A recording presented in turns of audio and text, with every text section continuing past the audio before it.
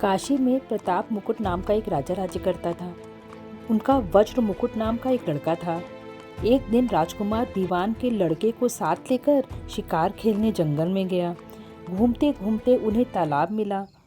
उसके पानी में कमल खिले थे और हंस किलोल कर रहे थे। किनारों पर घने पेड़ थे जिन पर पक्षी चहचहा रहे थे। दोनों मित्र वहां रुक गए और तालाब के पानी में हाथ मुंह धोकर ऊपर महादेव के मंदिर पर गए। घोड़ों को उन्होंने मंदिर के बाहर बांध दिया। मंदिर में दर्शन करके बाहर आए तो देखते क्या है कि तालाब के किनारे राजकुमारी अपनी सहेलियों के साथ स्नान करने आई है। दीवान का लड़का तो वहीं एक पेड़ के नीचे बैठा रहा, पर राजकुमार से ना रहा गया। वह आगे बढ़ गया। राजकुमारी ने उसकी ओर देखा तो वह उस पर मोहित हो गया। राजकुमारी भी उसकी तरफ देखती रही। फिर उसने किया क्या कि जूड़े में से कमल का फूल निकाला, कान से लगाया, दांतों से कुतरा, पैरों के नीचे दबाया और फिर छाती से लगाकर अपनी सतकियों के साथ चली गई।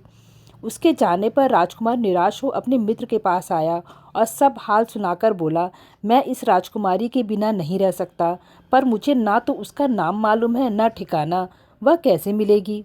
दीवान के लड़के ने कहा, राजकुमार आप इतना घबराए नहीं, वह सब कुछ बता गई है। राजकुमार ने पूछा, कैसे? वह बोला, उसने कमल का फूल सिर से उतारकर कानों पे लगाया तो इसने बताया कि वह कर्नाटक की रहने वाली है। दांत से कुतरा तो इसका मतलब था कि मैं दंतबाट राजा की बेटी हूँ। पाँव से दबाने का अर्थ था कि मेरा नाम पद्मावती है और छाती से लगाकर उसने बताया कि तुम मेरे दिल में बस गए हो।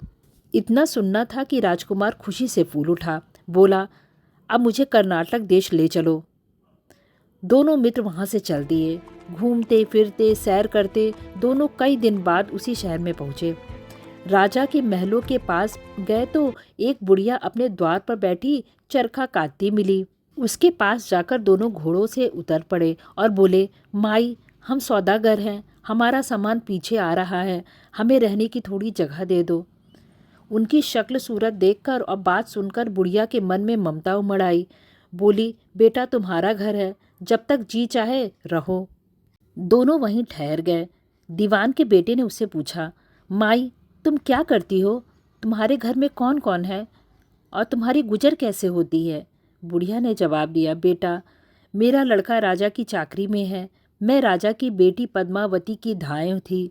बूढ़ी हो जाने पर अब घर में ही रहती हूँ। राजा खाने पीने को दे देता है, दिन में एक बार राजकुमारी को देखने महल में जाती हूँ।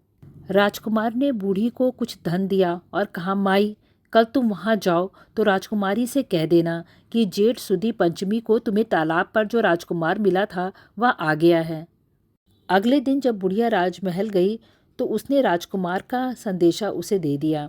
सुनते ही राजकुमारी ने गुस्सा होकर हाथों में चंदन लगाकर उसके गाल पर तमाचा मारा और कहा, मेरे घर से निकल जा। बुढ़िया ने घर आकर सब हाल राजकुमार को कह सुनाया। राजकुमार हक्का बक्का रह गया। तब उसके मित्र ने कहा, राजकुमार आप घबराएं नहीं, उसकी बातों को समझें। उसने 10 उंगलियां सफ़ेद चंदन में मारी, इससे उसका मतलब यह है कि अभी 10 रोज चांदनी के हैं, उनके बीतने पर मैं अंधेरी रात में मिलूंगी। 10 दिन बाद बुढ़िया ने फिर राजकुमारी को खबर दी तो इस बार उसने फटकार कर पश्चिम की खिड़की से बाहर निकाल दिया। उसने आकर राजकुमार को बता दिया। सुनकर दीवान का लड़का बोला, मित्र उसने आज रात को तुम्हें उस खिड़की की राह बुलाया है। मारे खुशी के राजकुमार उछल पड़ा। समय आने पर उसने बुढ़िया की पोशाक पहनी, इत्र लगाया, हथियार बांधे। 2 पहर रात बीतने पर वह महल में जा पहुंचा और खिड़की में से होकर अंदर पहुंच गया। राजकुमारी वहां तैयार खड़ी थी। वह उसे भीतर ले गई। अंदर के हाल देखकर राजकुमार की आंखें खुल गई। एक से बढ़कर एक चीजें थीं। रात भर राजकुमार राजकुमारी के साथ रहा। जैसे ही दिन निकलने को आया तो उसने उसे छुपा दिया। रात को फिर बाहर निकल आया। इस तरह कई दिन बीत गए। अचानक एक दिन राजकुमार को अपने मित्र की याद आई। उसे चिंता हुई कि पता नहीं उसका क्या हुआ होगा। उदास देखकर राजकुमारी ने कारण पूछा तो उसने बता दिया। बोला, वह मेरा बड़ा प्यारा दोस्त है, बड़ा चतुर है, उसकी होशियारी से ही तो तुम मुझे मिली हो। राजकुमारी ने कहा, मैं उसके लिए बढ़िया बढ़िया भोजन बनवाती हूँ, तुम उसे खिलाकर तसल्ली देकर लौट आना। खाना साथ में लेकर राजकुमार अपने मित्र के पास पहुंचा। वे महीने भर से मिले भी नहीं थे। राजकुमार ने मिलने पर सारा हाल सुनाया और कहा कि राजकुमारी को मैंने तुम्हारी चतुराई की सारी बातें बता दी हैं, तभी तो उसने यह भोजन बनाकर भेजा है। दीवान का लड़का सोच में पड़ गया। उसने कहा, यह तुमने अच्छा नहीं किया। राजकुमारी समझ गई कि जब तक मैं हूँ वह तुम्हें अपने बस में नहीं रख सकती, इसीलिए उसने इस खाने में जहर मिलाकर भेजा है। यह कहकर दीवान के लड़के ने थाली में से एक लड्डू उठाकर कुत्ते के आगे डाल दिया और उसे खाते ही कुत्ता मर गया। राजकुमार को बड़ा बुरा लगा। उसने कहा, ऐसी स्त्री से भगवान बचाए, मैं अब उसके पास नहीं जाऊंगा। दीवान का बेटा बोला, नहीं, अब ऐसा उपाय करना चाहिए जिससे हम उसे घर ले चलें। आज रात को तुम वहाँ जाओ। जब राजकुमारी सो जाए तो उसकी बाएं पैर पर त्रिशूल का निशान बनाकर उसके गहने लेकर चले आना। राजकुमार ने ऐसा ही किया। उसके आने पर दीवान का बेटा उसे साथ ले योगी का भेष बना मरघट पर जा बैठा और राजकुमार से कहा, तुम ये गहने लेकर बाजार में बेच आओ। कोई पकड़े तो कह देना कि मेरे गुरु के पास चलो और उसे यहाँ ले आना। राजकुमार गहने लेकर शहर गया और महल के पास एक सुनार को उसे दिखाया। देखते ही सुनार ने उसे पहचान लिया और कोतवाल के पास ले गया। कोतवाल ने पूछा तो उसने कह दिया कि यह मेरे गुरु ने मुझे दिए हैं। गुरु को भी पकड़वा लिया गया। सब राजा के सामने पहुँचे। राजा ने पूछा, योगी महाराज, यह गहने आपको कहाँ से मिले? योगी बने दीवान के बेटे ने कहा, महाराज, मैं मसान में काली चौदस को डाकनी मंत्र सिद्ध कर रहा था कि डाकनी आई। मैंने उसके गहने उतार लिए और उसके पैर पे त्रिशूल का निशान बना दिया। इतना सुनकर राजा महल में गया और अपनी रानी से कहा कि पद्मावती के बाएं पैर पर देखो कि त्रिशूल का निशान तो नहीं है।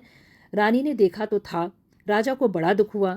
बाहर आकर वह योगी की ओर चल जाकर बोला, महाराज, धर्मशास्त्र में खोटी स्त्रियों के लिए क्या दंड है? योगी ने जवाब दिया, राजन, ब्राह्मण, गऊ, स्त्री, लड़का और अपने आश्रय पर रहने वाले किसी से भी कोई खोटा काम हो जाए तो उसे देश निकाला दे देना चाहिए। यह सुनकर राजा ने पद्मावती को डोली में बिठाकर जंगल में छुड़वा दिया। राजकुमार और दीवान का बेटा तो ताक में बैठे ही थे। राजकुमारी को अकेली पाकर साथ ले अपने नगर लौट आए और आनंद से रहने लगे। इतनी बात सुनाकर बैताल बोला, राजन, यह बताओ कि पाप किसको लगा है? राजा ने कहा, पाप तो राजा को लगा। दीवान के बेटे ने अपने स्वामी का काम किया, कोतवाल ने राजा का कहना माना और राजकुमार ने अपना मनोरथ सिद्ध किया। राजा ने पाप किया जो बिना विचारे उसे देश निकाला दे दिया। राजा का इतना कहना था कि बैताल फिर उसी पेड़ पर जा लटका। राजा वापस गया और बैताल को लेकर चल दिया। बैताल बोला, राजा सुनो, एक कहानी और सुनाता हूँ।